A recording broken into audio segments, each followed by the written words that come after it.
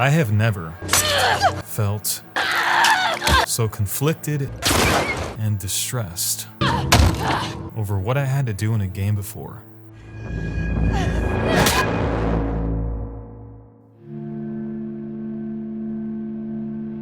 When I finally finished The Last of Us Part 2, I was just stunned.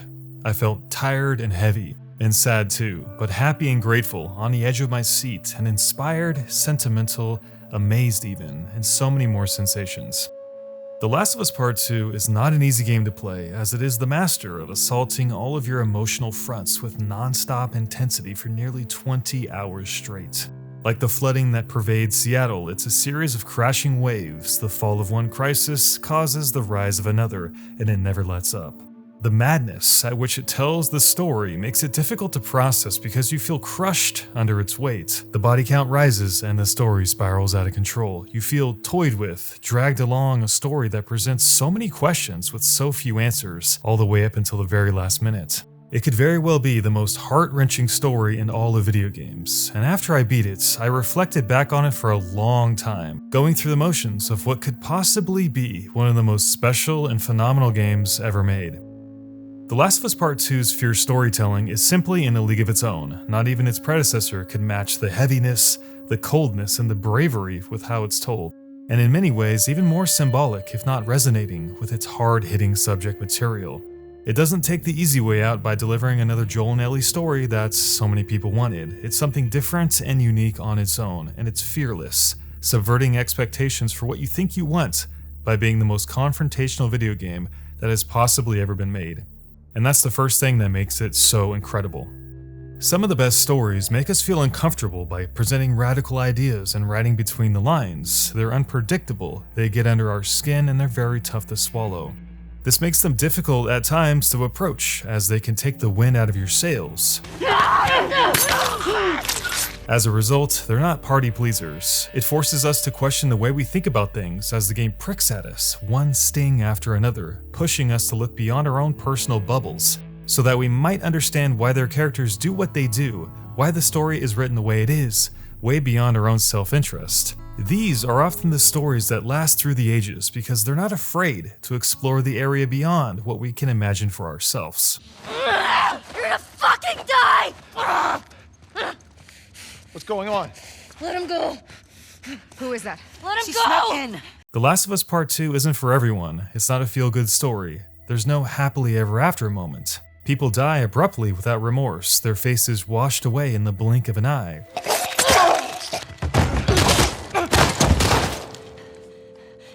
Who says Jesse gets a hero's moment? Part 2 doesn't play favorites, it's completely unsettling, and Seattle is the perfect city for this title because it rains on everyone and the rain never stops. Joel dies 2 hours in. What ceremony is there for this iconic man? Does he give any speech? Is he on some grand crusade? No, he was out on a patrol clearing out the infected, and then he just dies. Ignore your gut reaction to scream at the game writers and realize that his actions have consequences and ultimately they catch up to him, as they do everyone. There are no lucky souls, and most character deaths are authentic because the game holds everyone accountable to the decisions they have made, no matter what. Is it coincidental? Yes, it is. So are most stories, but that doesn't make it any less affecting and difficult to digest, which is really the goal of Part 2's cavernous writing. It tastes like vinegar, it's harsh and it's sour, you could feel it in the back of your throat. There's no sweetness that follows the bitter. All you can do is sit there as Ellie's bloodshot eyes and soul-stirring pleas make the hairs on the back of your neck stand up. Joel, please get up! No!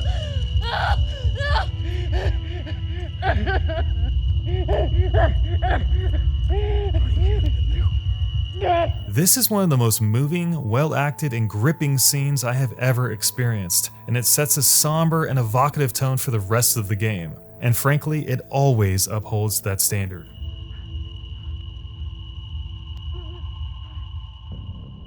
The deep moments of Part 2 can be harrowing, and I won't lie, they haunted me long after I turned the game off. I felt my stomach tighten and twist as the game forced me to witness all of the misery and participate in all the suffering. It never ends. It goes beyond brutal, shocking, or emotional. It is physically painful to play this game. This is not the typical way to make a video game. Over and over, you are assaulted with either the surprise or the shock value moments, and the game does them both incredibly well.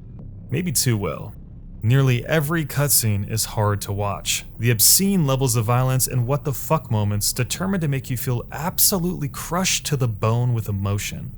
The game toys with you, oh it does, like Hannibal playing with Clarice, with its never-ending cliffhangers, mind games, flashbacks, and I bet you never saw this comings.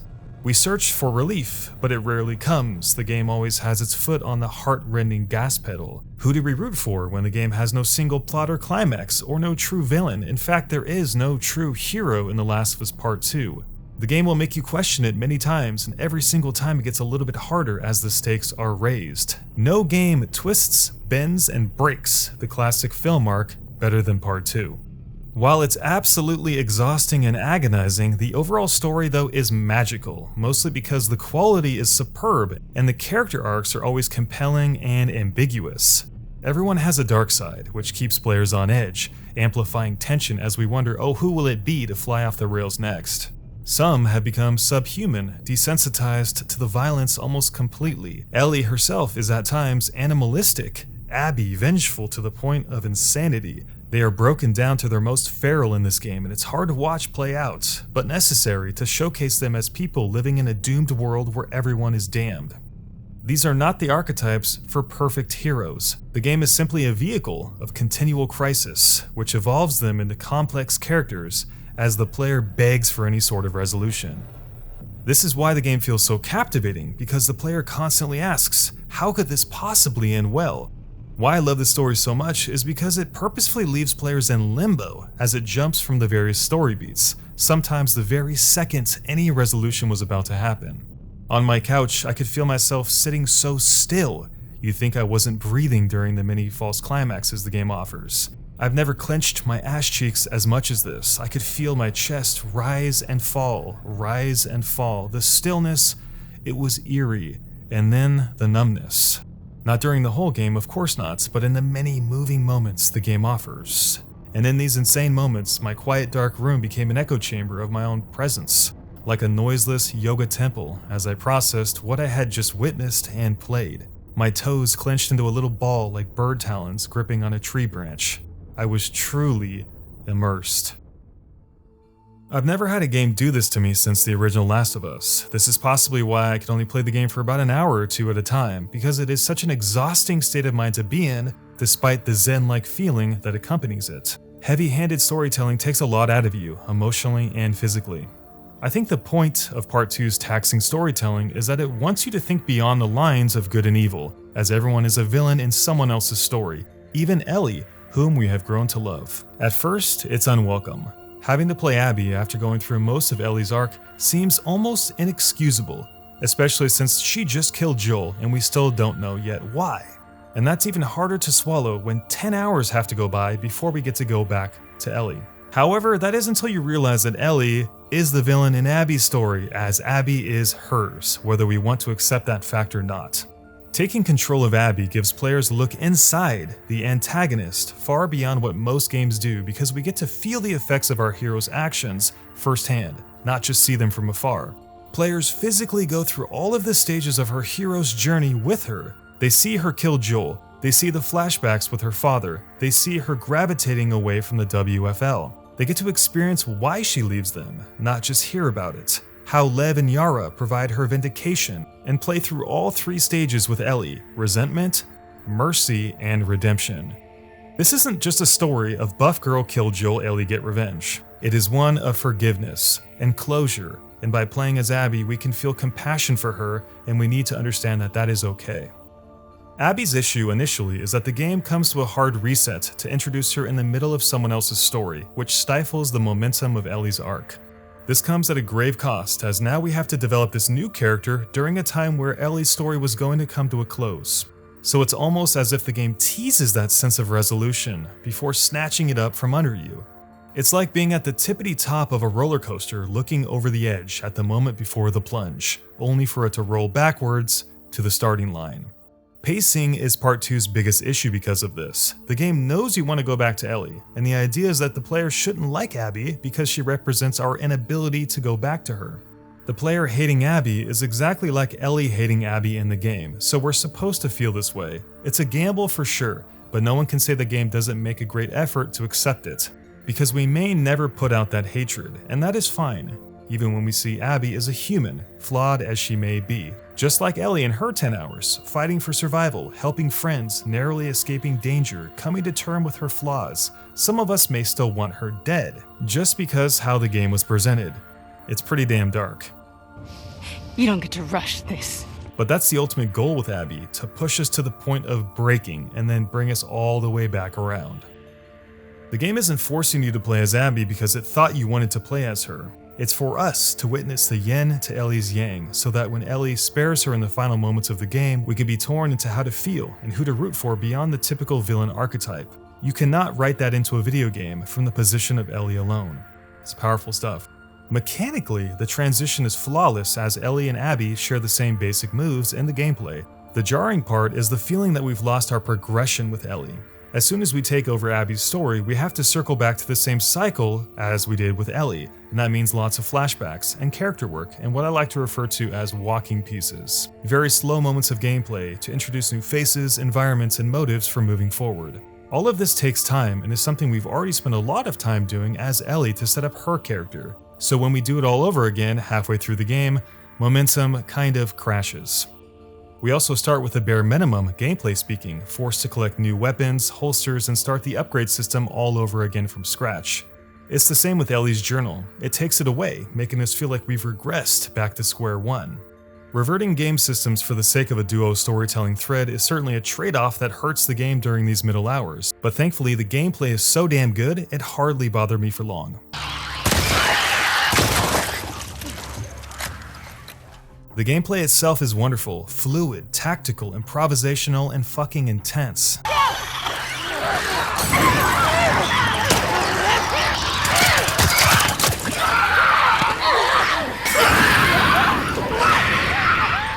Never letting players fall back to what they're good at, forcing emergent gameplay with scarce resources, lots of player freedom, and an atmosphere that is hard to describe or match. The retooled movement system also feels great and it flows like butter as everything syncs up perfectly. Running, jumping, diving, punching, healing, crafting, animations linked without the hitching minigames falter with. Even the executions have been greatly improved on to interact even more seamless with the terrain in real time.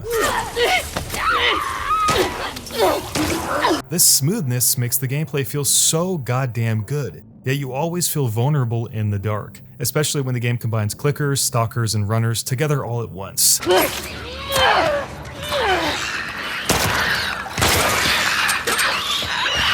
The level design is also phenomenal, which tends to trap you in either claustrophobic indoor environments or more open outdoor areas. Inside, it's dark and scary and chilling, deep down in the confines of St. Mary's Hospital or the red, spore-ridden tunnels of Lower Seattle. The atmosphere is so palpable you can almost taste it, and many encounters would make my hands start to turn clammy by the end of them.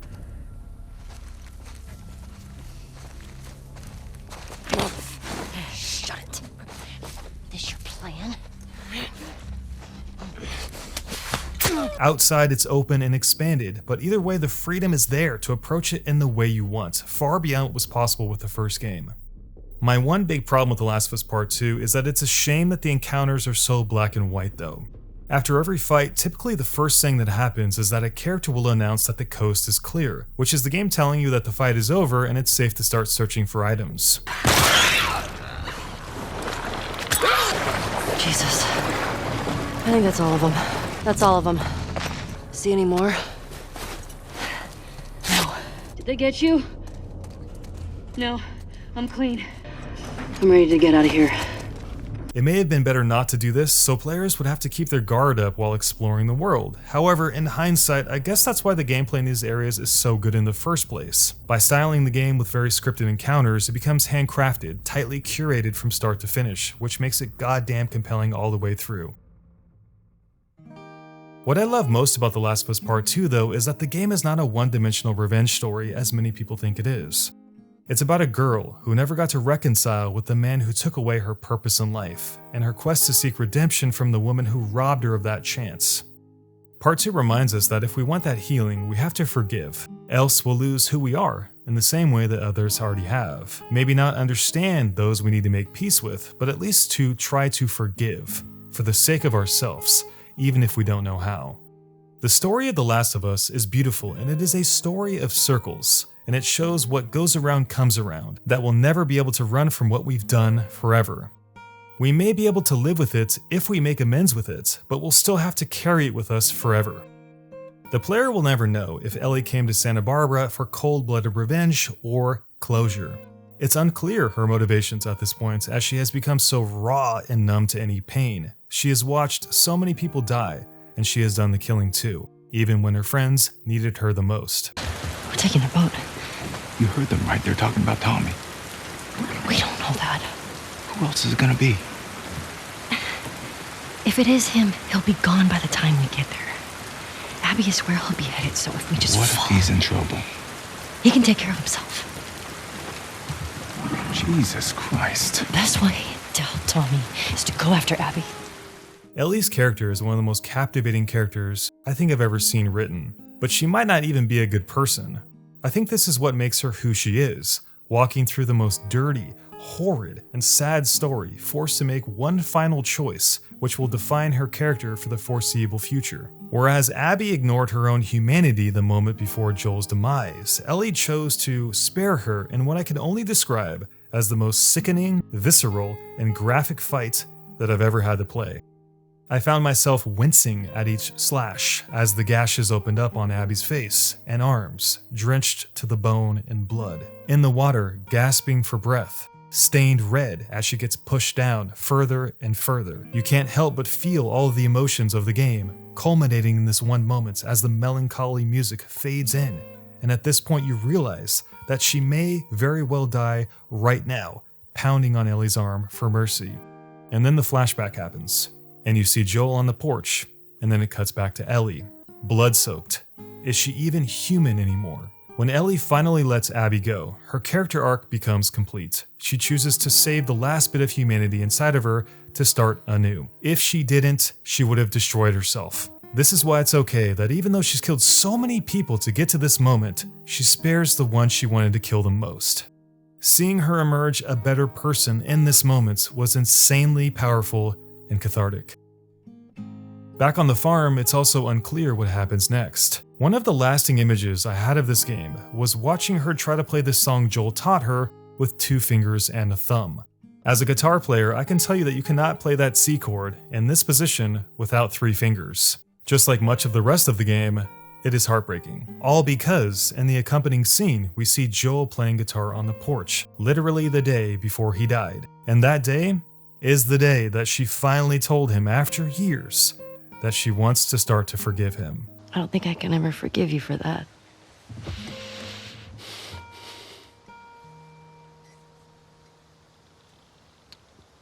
But I would like to try. That is a gut punch.